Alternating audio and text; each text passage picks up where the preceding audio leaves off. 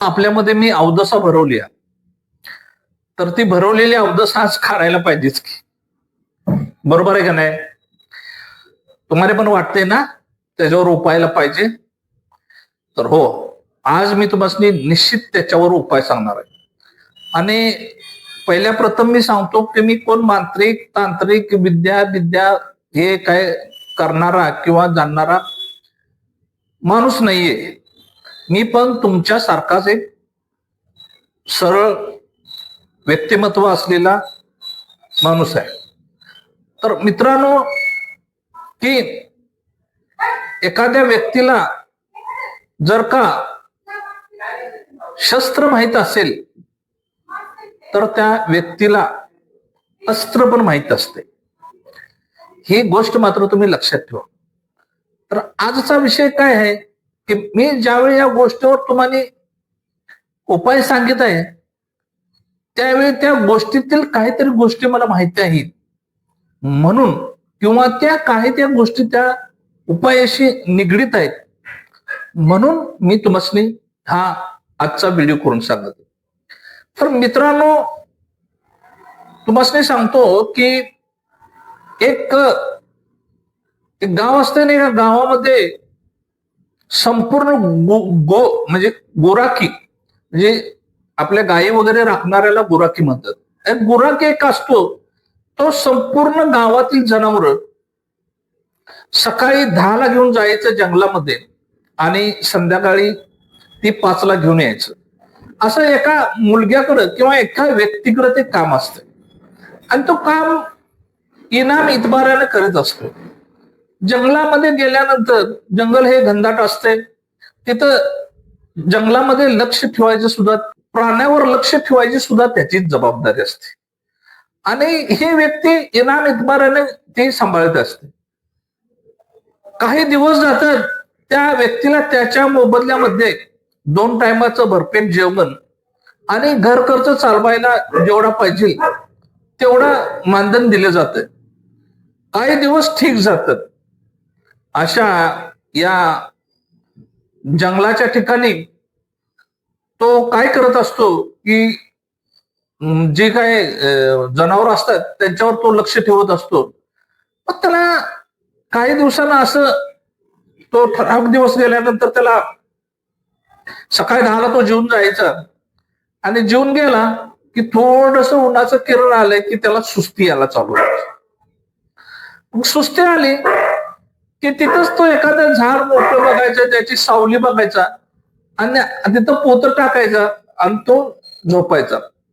जनावरांचं कसं की जनावर हे तुम्ही कधीही बघा, एक वेळा गोट्यातून सोडलेलं जनावर चरून परत गोट्यातच येत न, त्याच्यासाठी त्याला काय कोणी आणायची किंवा त्याच्या पाठीमागे राहायची गरज लागत नाही. पण जंगल असल्यामुळे जंगलामध्ये येणाऱ्या एखाद्या हिंस्र प्राण्याचा आपल्या जनावरांवर हल्ला होऊ नये म्हणून एक प्रोटेक्शन, एक मदतनीस म्हणून त्या व्यक्तीची नेमणूक केलेली होती. नाहीतर जनावर ही आपल्या गोट्यामध्ये ही नेहमीच चरून नेहमी येणारी ही जनावर असतात. तर मित्रांनो, तो असा जरासं त्याला ऊन लागायला आले की त्याला तो झोपतो. मग हळू त्याला ती झोपायची सवय लागते. बघा मित्रांनो, आता तुम्हाला सवयीवरून तुम्हाला सांगतो, म्हणजे साध्या सोप्या गोष्टीमध्ये ज्या माणसाच्या सवयी असतात त्या सवयी कशा माणसाला, मित्रांनो, माणसाच्या ज्या काही सवयी असतात त्या सवयी माणसाला कशा त्रासदायक घडतात याचं हे तुम्हाला मी पहिल्यांदा, म्हणजे पहिलं तुम्हाला उत्तर सांगतो. उपाय शेवटला तुम्हाला सांगतो की त्याचा उपाय शेवटला मी सांगणार आहे तुम्हाला, आणि तो उपाय तुम्ही केला तर निश्चितच तुम्हाला सांगतो की त्याचा तुम्हाला फायदा होणार आहे. तर त्याला ते सवय व्हायला लागते. मग सवय झाल्यानंतर काय होतं की काही दिवसानंतर की त्या जंगलामध्ये एक म्हणजे राक्षस येईल किंवा काही येईल किंवा कोणी येईल, ते काय करते की त्यातले एक जनावर घेऊन जाते. मग संध्याकाळी नेहमी याला काही जनावर मोजायचा काही संबंधच येत नसते ना, कारण का की त्याने जनावर न्यायची जनावर आणायची. पण संध्याकाळी जनावर प्रत्येकाच्या घरामध्ये ती जातात आणि ज्याचं जनावर गेलेलं असते त्या मालकाच्या निदर्शनास येते की आपली एक जनावर कमी झाले. दुसऱ्या दिवशी तो त्याला सांगतो की बाबा की काल असं आमची गाय किंवा म्हैस किंवा आमचं रेडकू परत आलेलं नाही, ते कुठं थांबले का बघ आणि संध्याकाळी घेऊन ये. ते म्हणतो ठीक आहे, काय काय वेळा ते नजर चुकीनं ते राहिलं असेल तिथं, उद्या मी घेऊन येतो. तो जनावर सोडतो. जनावर सोडल्यानंतर ते म्हणतो कुठलं की असेल यांच्यातच, येईल ते संध्याकाळी. परत झोपतो. दुसऱ्या दिवशी परत एक जनावर जात. दुसऱ्या दिवशी संध्याकाळी परत ते जनावर गेल्यानंतर तो दुसऱ्या मालकाला त्याचा अनुभव येतो. तो दुसरा मालक त्याला दुसऱ्या दिवशी सकाळी सांगतो. त्याला माहित नसते पहिल्या मालकाचं काय झालेलं असतं. तो दुसरा माणूस सांगतो की असं असं अरे बा आपले जनावर गेले आणि ते कुठे गेले बघ, आणि ते जनावर आपल्याला म्हणजे ते येताना संध्याकाळी घेऊन ये. आणि मित्रांनो तो व्यक्ती परत जंगलात जाते. जंगलात जाते परत सेम, परत तो झोपतो, परत जनावर जात आणि परत ते मालक विचारतो. अशी एक 5 जनावर गेल्यानंतर लोकांच्या मध्ये कुजबूज तयार होते आणि लोक त्याला बोलवतात आणि त्याला म्हणतात की काय नाही की की तू काय करायचं पाहिजेस की तू आमच्या जनावराचा जे काय असेल तो तू ते मोबदला भरून द्यायला पाहिजेस. आत्ता झाली का पंचायत, याला इथं खायला मिळत नव्हतं तर लोकांनी त्याची व्यवस्था केली आणि आता हा मोबदला भरून देणार. मग त्याला म्हणजे त्याचा पश्चाताप होतो. आता पश्चाताप मित्रांनो कधी झालाय बघा, म्हणजे तुम्ही समजावून घ्या.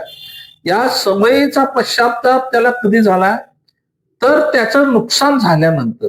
म्हणून आपल्याला पण आपल्या सवयीचा जे काय त्रास होतो तर कधी होतो तर आपलं नुकसान झाल्यामुळं. जोपर्यंत आपलं नुकसान होत नाही तोपर्यंत त्या सवयीकडे आपलं लक्ष जात नाही. त्यामुळं पहिल्यांदा आपली सवय बदलायला पाहिजे, आपलं कामावर आपलं लक्ष ठेवायला पाहिजे. मग तो येतो आणि जंगलामध्ये तो हुडकतो, पण त्याला काय ते काय हे सापडत नाही. काय सापडत नाही? ती जनावर सापडत नाही. आता त्याला फार मोठा पश्चाताप होतो. तर त्या ठिकाणी एक छोटस शनिदेवाचं मंदिर असतं. आता शनिदेव म्हणले की पहिलाच तुम्ही तुमच्या डोक्यात येते की बाबा आपल्यावर जर का काय वक्र दृष्टी जर का झाली असेल तर शनिदेवाची झाली असते. तर मित्रांनो तुम्हाला सांगतो शनिदेवाच्या मुळे ही वक्रदृष्टी आपल्यावर येत नसते, तर आपल्या काही आलेल्या वक्रदृष्टी टाळण्यासाठी आपल्याला शनिदेवाची निर्मिती देवाने केली आहे. ही गोष्ट आपण विसरतो आणि आपल्या स्वभावानं किंवा आपल्या काही कारणानं केलेले संकट हे आपण शनिदेवावर घालतो. तर तो शनिदेवाकडे फार तिथं बसून गयावया करतो, रडतो. शनिदेव त्याला प्रसन्न होतात. शनिदेव म्हणतात काय रे बाबा बोल, कारण का शनिदेव पावायला मित्रांनो जास्त काय करायला लागत नाही, लक्षात घ्या. त्यामुळे शनिदेव लगेच पावतो. तर शनिदेव म्हणतो काय रे बाबा काय झालंय तुला, तर तो सांगतो की असं असं झालंय आणि आता माझ्यावर मोठी म्हणजे संकट येऊन पडले. तर मित्रांनो शनिदेव त्याला पर्याय सांगतो. मग तो त्याच्या कर्म कहाणी सांगतो. मग शनिदेव त्याला सांगतात की पहिल्यांदा काय कर की तू गुराकेस, तुला हे जे काय हे राखायचंय याच्यासाठीच तुला ठेवलाय. तर तू काय कर, पहिल्यांदा या तुझ्या कामावर निष्ठा ठेव. जे काय तुझं काम असेल किंवा काय असेल त्याच्यावर निष्ठाच ठेव. आणि दुसरं काय की हा प्रकार आता इथून पुढे घडत जाणार आहे. आता बघा शनिदेवाने सांगितले की हा प्रकार घडत जाणार आहे. काम हे काम तू इमानदारीने काम करायला पाहिजेस. आणि दुसरी गोष्ट याचा पहिला छडा लाव की तुझ्या गायी कोण नेते ह्याचा पहिला तू छडा लाव. आता मित्रांनो मी तुम्हाला दुसरी महत्वाची गोष्ट सांगितली. काय सांगायला लागलोय की त्याचा छडा लावायला पाहिजे की आपल्या घरामध्ये सुद्धा आपल्यावर ही परिस्थिती काय येते याचा पहिल्यांदा आपण छडा लावायला पाहिजे. म्हणजे आपण विचार विनिमय करायला पाहिजे की आपल्या घरामध्ये की ह्या आपली परिस्थिती अशी काय येते. याचा अर्थ काय आहे की आपण 4-5 जण जर का बसलो घरामध्ये, तर त्याच्या तुम्हाला सांगतो मी, खरोखर त्याच्यावर पर्याय निघतो. म्हणजे काय तरी अशी गोष्ट असते की जी आपली चुकत असते आणि त्या गोष्टीमुळे आपल्याला प्रॉब्लेम येत असतो. त्याने सांगितले की तू त्यांचा पहिला छडा लाव आणि ते छडा लावल्यानंतर जर का तुझ्या आवाकाच्या बाहेर असेल तर तू परत माझ्याकडे ये. मी तुला काय करायचं ते सांगतो. आता बघा, की शनिदेवानं काय सांगितले की तुझ्या आवाकाच्या म्हणजे कुठलाही प्रॉब्लेम आपल्या आवाकाच्या बाहेर असेल तर आपल्याला सल्ला घेणं गरजेचं असते. पण आपल्या आवाकातच एखादा प्रॉब्लेम असेल तर त्याचा सल्ला घ्यायची काही गरज नसते. झालं, मग तो लक्ष ठेवून बसतो, एका उंच झाडावर जाऊन बसतो आणि आपल्या गायी जनावर कोण नेते का तो बघतो. तर एक राक्षस असतो, राक्षस. तो राक्षस काय करायचा की संध्याकाळच्या वेळेला ह्याची गाय घेऊन जायचा. आता राक्षस कशाला गाय घेऊन जात असेल हे नंतर सांगणार आहे मी तुम्हाला, राक्षस कशाला गाय घेऊन जात असेल. पण राक्षस काय करायचा की दुभती गाय असलेली दुभती गाय घेऊन जायचं. आता दुभती गाय घेऊन गेल्यामुळं काय व्हायचं की दुभती गाय नाही हे लोकांच्या लक्षात यायचं मित्रांनो. दुभती गाय नाही हे लोकांच्या बरोबर लक्षात यायचं. तर तो राक्षस ही गाय घेऊन जायचा. मग तो गावात येतो आणि लोकांना सांगतो की असा असा राक्षस आलाय आणि असा असा राक्षस तो दुभत्या ज्या गाय आहेत, म्हणजे दुभत्या असा काही विषय नाही, पण तो राक्षस गाय घेऊन जातो. लोक आता भेटतात, गाय जनावर तर खायला सोडायला पाहिजे आणि गाय राक्षस जर का नीत असेल गाय, तर आता हा व्यक्ती तरी काय करणार. मग हे म्हणतात, तो म्हणतो मी काय जाणार नाही. मग हे त्याची विनवणी करतात, त्याचं मानधन वाढवतात, त्याला आणि काहीतरी स्वरूपात काहीतरी जास्त द्यायची तयारी दाखवतात आणि त्याला ते परत पाठवतात. आता बघा मित्रांनो, दुभती गाय, आता दुभती गाय लोकांची जाते म्हणून लोक त्याला मानधन वाढवतात.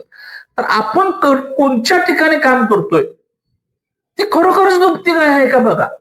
नाहीतर काय आहे की एखादी वांजुटी गाय किंवा एखादी काय धंदा असतो तो बुडीत असतोय, ज्यामध्ये काय आपल्याला मालकालाच काय मिळत नसते आणि त्याच्याकडून आपण म्हणजे मोठी बंगल्यानी गाडीची स्वप्न बघित असतोय.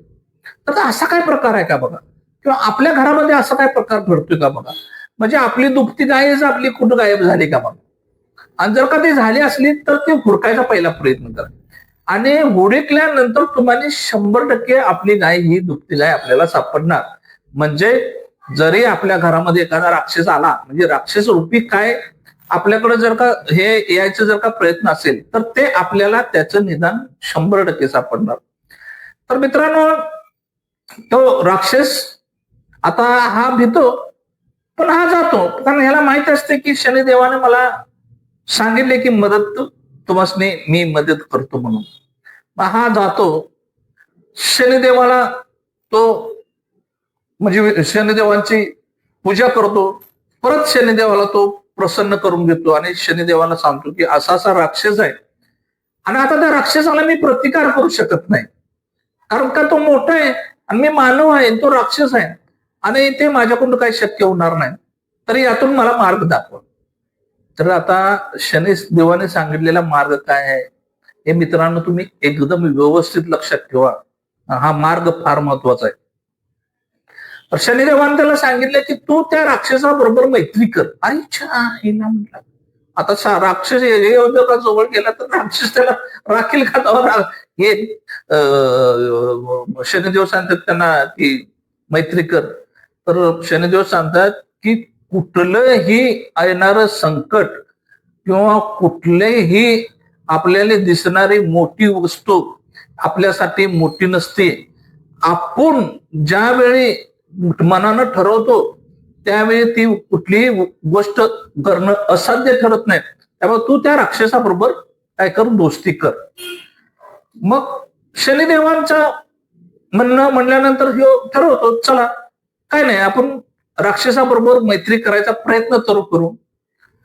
मग हळूहळू दिवस जातात, या ना त्या कारणानं राक्षसाची न्यायची भेट होत जाते आणि दोघांची एक दिवस राक्षसाची याची मैत्री होते. मित्रांनो लक्षात घ्या, आपला शत्रू मोठा असू दे, आपला शत्रू बारका असू दे, आपल्या घरात शत्रू असू दे, आपल्या दारात शत्रू असू दे, आपल्या मनात जर मैत्रीची भावना असेल तर ती मैत्री होणारच. फक्त आपल्या मनामध्ये मैत्रीची भावना असायला पाहिजे. झालं मग ह्यानं त्याच्याबरोबर मैत्री केली राक्षसाच्या बरोबर, आणि मग त्याच्या ओघात तो राक्षसाला विचारतो की बाबा तू माझ्या अशा अशा गाय घेऊन जातोयस आणि त्याच्यामुळं मला त्रास होतोय, आणि लोक मला म्हणजे की लोक मला मानधन वगैरे द्यायचं सगळं बंद केलं. आता हा मित्र झाला, आता राक्षस मित्र झाला. आता राक्षस म्हणतो की हे बघ मित्रा, तुझ्या गायी मी नेलेल्या कुठल्याही तुझ्या गायी मी मारलेल्या नाही, तर पण मला सवय आहे की गायीचं दूध प्यायची. त्यामुळे तुझ्या नेलेल्या गायी आहे तशा आहेत, मी त्याचं दूध काढतोय आणि मी संध्याकाळी दूध पितोय. याला पण जरा बरं वाटतंय, याला राक्षस असून गाय खाल्लेली नाही, त्याला दूध प्यायची सवय. मग याच्या डोक्यात म्हणजे एक संकल्पना आहे की ते म्हणतो की जर मी तुला दूध दररोज दिलं तर. आता बघा मित्रांनो, की जर ह्यानं दूध त्याला दररोज दिलं तर काय होईल? काय नाही, भारी आहे म्हणला. तू जर का मला दररोज दूध दिलंस तर तुझ्या गायी न्यायची मला काय गरज आहे, आणि नेलेल्या गायी मला सांभाळायची तुझ्या काय गरज आहे? त्याच्यापेक्षा तूच दूध दे. मग आता या दोघांचं ठरतं की हा जाताना गायीचं दूध काढून काही ठराविक दूध तो कोणाला द्यायला चालू करतो? राक्षसाला. मित्रांनो बघा की आपल्या घरामध्ये जर का अडचण आली असेल किंवा अडचण येत असेल तर काही गोष्टी अशा असतात की त्या गोष्टीची योग्य वेळी साठवणूक करायला लागते. काय करायला लागते? साठवणूक करायला लागते. की जी साठवणूक आपल्याला अडचणीच्या वेळी आपल्याला ती मदतीस येते. हे त्याचं म्हणण्याचा उद्देश असतो की ती साठवणूक आपल्याला योग्य वेळी मदतीस येते.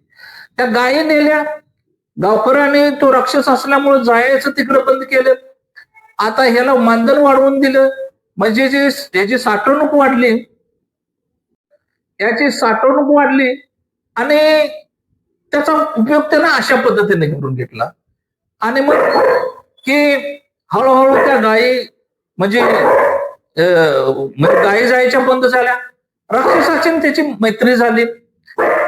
तर मित्रांनो सांगायचा उद्देश काय आहे की आता तुम्हाला काय सांगितलं की अवदसा, आणि ही अवदसा एक आहे की आपल्या घरामध्ये आपण पहिल्यांदा जर का काय टाळायला पाहिजे तर आपण रात्री वेळेवर झोपणे आणि सकाळी 5-5:30 ला तुम्ही उठायला पाहिजे. मित्रांनो पुरुषांना तरी 5:30 ला उठून आपले आंघोळ आटपून आपल्या दिनकर्म करायला पाहिजे. आणि पुरुषाबरोबर कसं असतंय की सकाळी लक्ष्मीचा वास 5 ते 6च्या दरम्यान असतो. अशा वेळी तुम्ही दारामध्ये रांगोळी घालून लक्ष्मीची तुम्ही पूजा करायला पाहिजे. यामुळं की तुम्ही कष्ट जे करताय त्या कष्टाला तुम्हाला यश 100% तुमच्या घरामध्ये एकोपा ठेवा, सलोखा ठेवा, एकामेकाशी चर्चा करा, आणि चर्चांतर्गत घरामध्ये काय जर का कुरबुरे असतील तर त्या कुरबुरी सोडवण्याचा प्रयत्न करा. तिसरं की आपल्या घरामध्ये घडणाऱ्या गोष्टी बाहेर कुणाला सांगू नका, आपापसातच मिटवा आणि पैशाचं किंवा संपत्तीचं नियोजन करून ठेवा. मित्र आणि अशा काही गोष्टी करा की प्रत्येकानं काही ना काही कामात राहायला पाहिजे. कामात राहिल्यामुळं घरामध्ये यश, समृद्धी ही येतच राहते. आता शेवटचा तुम्हाला मी अवदसा घालवण्याचा शेवटचा पर्याय सांगतो. हा पर्याय घरातल्याने सगळ्यांनी लहानापासून मोठ्यापर्यंत ज्याच्या ज्याच्या घरामध्ये त्रास आहे किंवा ज्याच्या ज्याच्या घरामध्ये त्रास नाही, त्या लहानापासून मोठ्यापर्यंत काय करायला पाहिजे तर शनिवारी दिवसभर तुम्ही तुमचं काम करा. दिवसभर तुमचं काम करा आणि संध्याकाळी तुम्ही शनिदेवाला जाऊन त्याच्या चरणी नतमस्तक व्हा. आता बघा, शनिदेवाला काही द्यायला लागत नाही. आता तेल, कापूर किंवा अगरबत्ती हे आपण आपल्या इच्छेनं देतो. पण शनिदेव असा देव आहे की देवाला आपल्याला काही द्यायला लागत नाही. म्हणजे बाबा की कंपल्सरी शनिदेवाला जाताना हे तुम्ही करून जायला पाहिजे असं काय नसते. तर जवळपास असलेल्या शनिदेवाच्या मंदिरामध्ये तुम्ही नतमस्तक व्हा. आज ना उद्या शनिदेव तुम्हाला तुमच्या अडचणीमधून 100% पर्याय देणार आणि तुम्हाला याचे 100% तुम्हाला गुण मिळेल आणि तुम्ही माझी आठवण काढाल की नाही खरोखर यांनी सांगितलं आणि त्या पद्धतीने झालं. मित्रांनो, मी हा व्हिडिओ फार विचार करून केलाय. तरी तुम्ही माझ्या या व्हिडिओला तुम्ही लाईक, सबस्क्राईब आणि शेअर करणारच हे मला माहित आहे. आणि पुढेच असाच एक अनेक व्हिडिओ मी तुमच्यासाठी करणार आहे. तर तुम्ही माझ्या व्हिडिओला खरोखर बघत राहा आणि मला पाठिंबा द्या. जय हिंद.